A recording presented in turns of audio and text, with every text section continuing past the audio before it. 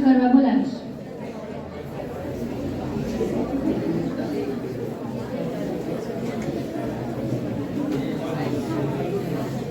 મારો આજનો વિષય છે મા એ ઈશ્વરનું વરદાન.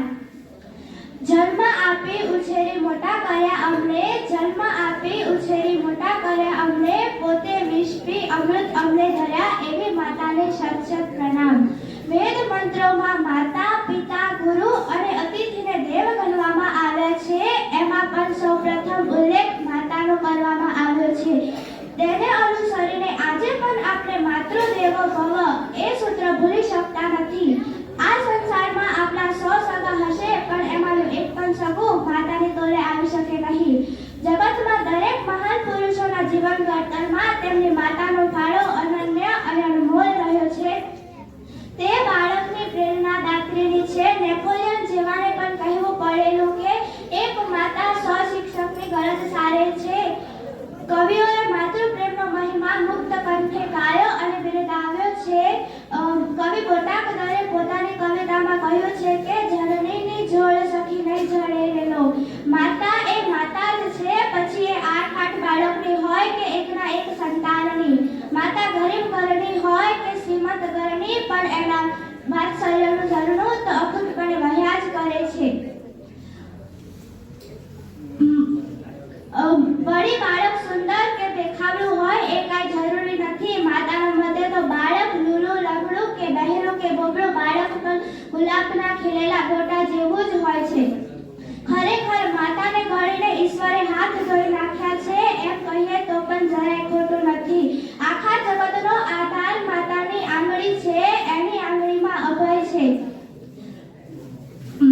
સામે વાઘ આવીને ઊભો હોય, પણ દીકરાએ જો માતાની આંગળી જાળી હશે તો તેને બીક નહીં લાગે. એની આંગળી નિર્ભય છે. માં શબ્દ જ મમતાથી ભરેલો છે. પશુ હોય કે પક્ષી હોય, માતાનો પ્રેમ એના પોતાના બચ્ચા માટે અપાર હશે. ગાય પોતાના વાછરડાને, કૂતરી પોતાના ગલુડિયાને, ચકલી પોતાના બચ્ચાને, વાંદરી પોતાના બચ્ચાને પ્રેમ સ્નેહ કરતા થાકતા નથી. કેવા સાચવે છે અને ખવડાવે છે. અબોલા પ્રાણીમાં જો આટલી માયા અને લાગણી હોય તો માનવ માતાની તો વાત જ શી કરવી. અંતે હું મારું વક્તવ્ય એક પંક્તિ દ્વારા પૂર્ણ કરીશ. મારી સેવા ચાકરી માટે ઓછી પડતી હતી કિંમત, મારી સેવા ચાકરી માટે ઓછી પડતી હતી કિંમત ને તેના મરણ પછી તેનો દીકરો બનાવે તેનું સ્મારક. સમાજનો આ દેખાડો તો છે નિર્થક, સમાજનો આ દેખાડો તો છે નિર્થક, કેમ કે માં જેવી મમતા નથી છલકાવતું તેનું કોઈ પણ સ્મારક. અસ્તુ. જય હિન્દ, જય ભારત. કર્તવ્ય તરીકે નિયત થયેલ જે કાર્ય રોગ, દ્વેષ અને આસક્તિ રહિત થઈને ફળની ઈચ્છા વિના મનુષ્ય કરે તેને સાત્વિક કર્મ કહે છે.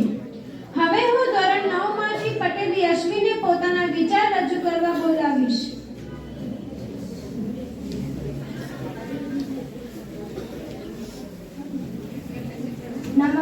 મારો આજનો વિષય છે મા એ ઈશ્વરનું વરદાન.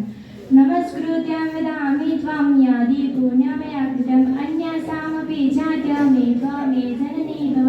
નમસ્કાર કરીને તેને કહું છું, નમસ્કાર કરીને તેને કહું છું, હે માતા, જો મેં પુણ્ય કર્મ કર્યા હોય તો બીજા જન્મમાં તું જ મારી માતા છે, તું જ મારી માતા છે. જેને પણ આ કહ્યું છે તે કેટલું સાચું કહ્યું છે. આ જગતમાં જન્મીને માતાનો ઘોડો ગુંજવા મળે તેનાથી મોટું કોઈ ઐશ્વર્ય નથી. સ્વર્ગમાં માતાની ગોદ મળશે કે નહીં તેની જાણકારી નથી, પણ માતાની ગોદમાં સ્વર્ગ સમાયેલું છે તે વાત તો નક્કી જ છે. એ જગ જાહેર વાત કરે છે કે આવા અન્યાય અલૌકિક ઈશ્વર્યની અનુભૂતિ કરવા માટે ઈશ્વરને પણ આ ધરતી પર અવતાર લેવો પડ્યો હતો, કારણ કે માતાની બરાબરીમાં સ્વર્ગના લોકોનું સુખ પણ વામડું ઉતરે.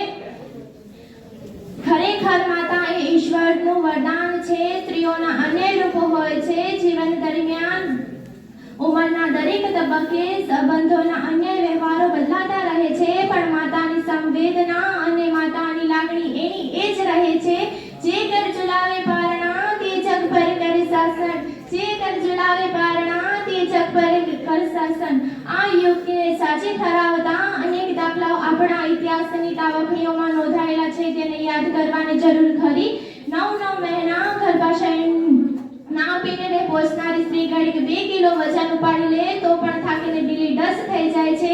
જ્યારે 9 મહિના અવરોધી સુધી ગર્ભાશયમાં ભારે ફૂલની જેમ હોશે સહન કરી લેતી હોય છે. પ્રસવની આકરી પીડા સહન કરીને પોતાના નવજાતને જ્યારે છાતીએ વળગાડે છે ત્યારે પોતાના લોહીના કણને અમૃત બનાવીને શિશુના નસે નસમાં વહાવી દે છે.